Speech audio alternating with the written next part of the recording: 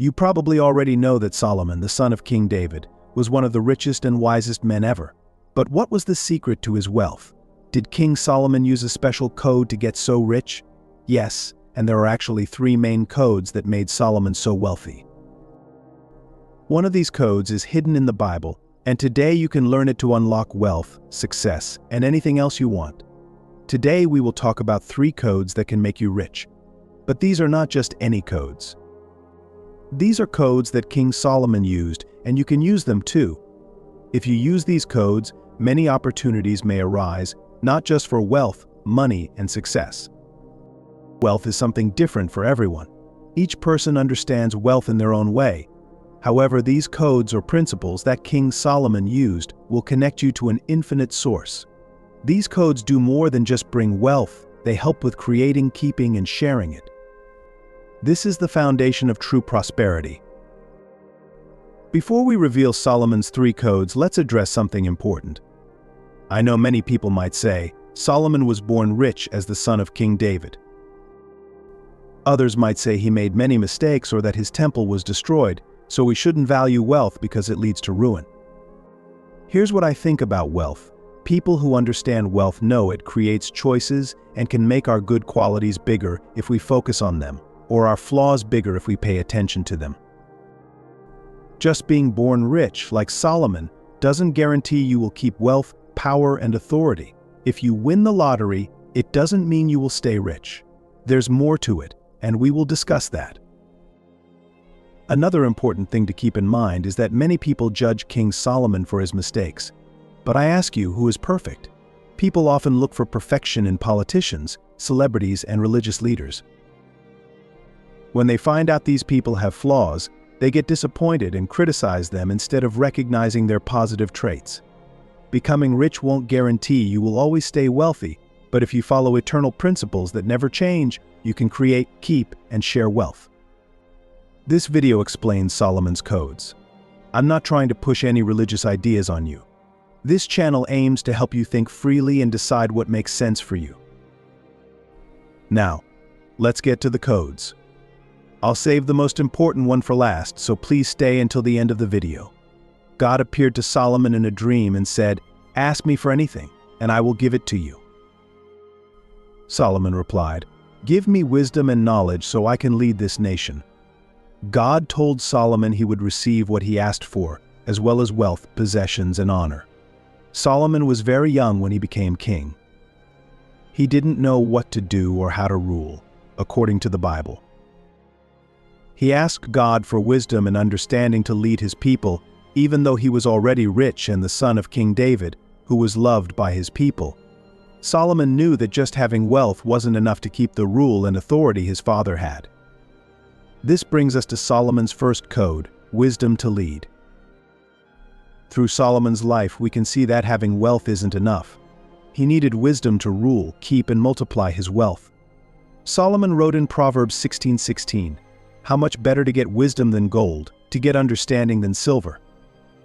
In Proverbs 17:16, he adds, "Of what use is money in the hand of a fool, since he has no desire to get wisdom?" Your greatest desire should not be for wealth but for wisdom, and to keep gaining more wisdom. Wisdom and understanding help you create, keep, and grow wealth, as well as earn respect. You already have riches, but you must mentally accept and use them. You can work on your mindset to receive it. The second code of Solomon to get rich is taking possession, which means taking action. Pay attention now. Lazy hands lead to poverty, but hard-working hands bring wealth. It's not beneficial to gain wisdom if you don't use it and take action. Do you really think Solomon just got wisdom from God? Or did God give him opportunities to use that wisdom and become the wisest king of his time? What do you think? Share your thoughts in the comments. Let me tell you something. I believe we can connect with infinite wisdom. We'll talk more about this in code number 3. But this wisdom is only real wisdom when we use it. Otherwise, it's just knowledge. We live in a time where we have so much knowledge at our fingertips, but too much knowledge can be overwhelming if we don't use it. It's pointless to take a course or read a book about investing from a rich author if we don't take action on what they teach. Every effort has its rewards, but just talking leads to poverty. Wisdom is only wisdom when we use it. Is that clear? I hope so. Now, let's leave what Solomon taught and look at what Jesus taught: ask, believe, and receive. Most people who start learning about the law of attraction, metaphysics, new thought, and positive thinking think that receiving means just meditating and waiting for the best. At first I thought that way too. And of course I'm not saying to think about the worst, but understand this: receiving, as Jesus taught, means taking possession of what is yours. In Latin, the word receive means to take back or possess something. But how do you take it back? Pay attention.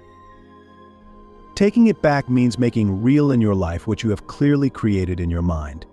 To keep this video short, I won't go into too much detail. But for today, remember, receiving and possessing means taking action, using the knowledge you have gained and your clear intentions. Believe me, when you have a clear intention and use the next code number 3, with action, things just happen. Going back to Solomon, when he asked for wisdom, it's interesting to see that after his dream where God said he would give Solomon wisdom, understanding, wealth, and fame, something happens in 1 Kings 3:16 and on. Solomon starts using the wisdom God gave him, not just as a download from God. At least I don't think it's just a download. You might know this story, but if not, it's very interesting. One day 2 prostitutes appeared before the king. One of them said, "My lord, this woman and I live in the same house. While she was there with me, I gave birth to a son. 3 days after my son was born, this woman also gave birth to a son. We were alone. There was no one else in the house.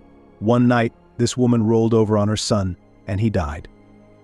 She got up in the middle of the night and took my son from my side while I was asleep. She put him by her side, and she put her dead son by my side. When I got up to nurse my son, he was dead. But when I looked at him in the morning light, I saw that it wasn't the son I had given birth to." The other woman said, "No, the living son is mine, the dead son is yours." But the first insisted, "No, the dead son is yours, the living one is mine." So they argued before the king. Then the king said, "Bring me a sword." So they brought a sword for the king. He then gave an order, cut the living child in half, and gave half to one and half to the other. The woman whose son was alive was deeply moved out of love for her son and said to the king, "Please, my lord, give her the living baby. Don't kill him." However, the other said, "Neither I nor you shall have him. Cut him in 2. Then the king gave his ruling, "Give the living baby to the first woman.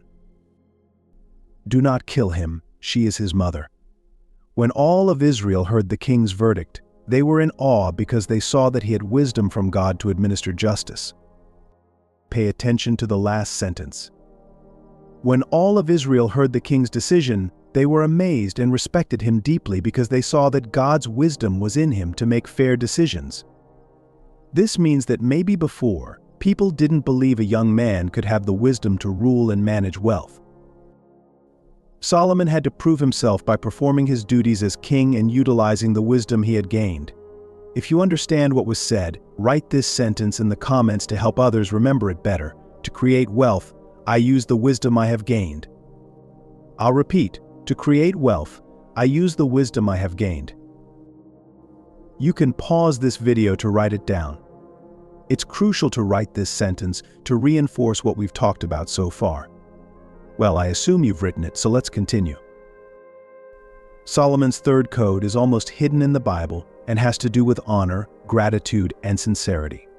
Pay attention, because this is essential.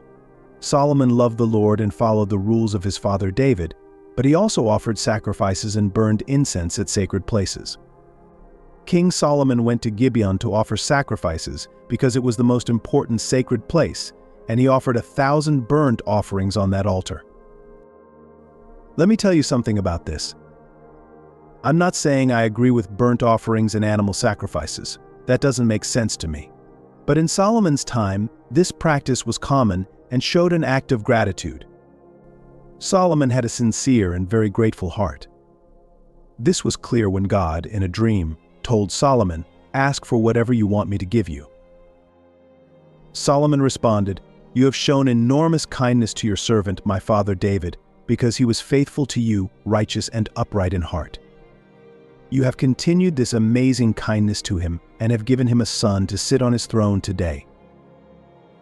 Now, Lord my God, you have made your servant king in place of my father David. But I am only a little child and do not know how to carry out my duties. Your servant is here among the people you have chosen, great people, too numerous to count or number. So give your servant a discerning heart to govern your people and distinguish between right and wrong.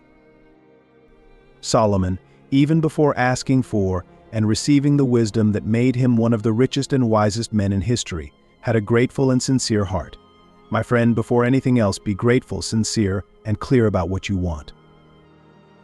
I sincerely hope you understand that wisdom is worth more than gold, that hard-working hands create wealth. And if you don't know what hard-working hands are, look it up, okay? And there's more. A grateful and sincere heart connects with the infinite source, where all answers and solutions are. Our video is ending, but our conversation continues in the comments. I hope you liked today's content. I'll leave it here. Goodbye, and see you in the next video.